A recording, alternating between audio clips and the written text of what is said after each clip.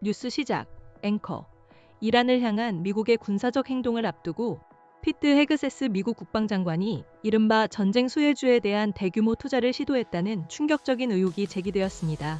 전쟁을 앞세우며 강경 발언을 쏟아낸 정부의 최고위 인사가 뒤로는 막대한 이익을 노렸다는 주장이 제기되며 중동 정세를 둘러싼 트럼프 행정부의 내부자 거래 의혹이 걷잡을 수 없이 확산하고 있습니다. 김선중 기자가 단독 보도합니다. 기자, 피트 헤그세스 미국 국방장관은 트럼프 행정부 내에서도 대표적인 대이란 강경론자로 꼽혀왔습니다. 애초에 공정한 싸움이 아닙니다. 그들이 쓰러져 있는 틈을 타서 공격하고 있는데 바로 그게 마땅한 일입니다.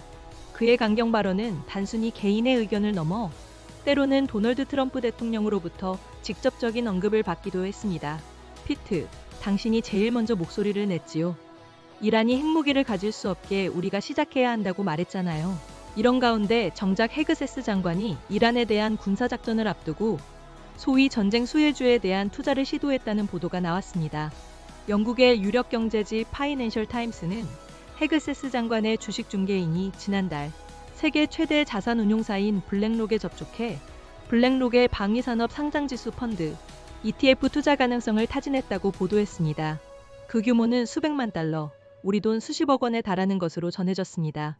블랙록의 방위산업 펀드에는 로키드 마틴과 같은 글로벌 방산 대기업은 물론 미 국방부를 최대 고객으로 둔 인공지능 업체 팔란티어도 포함되어 있었습니다.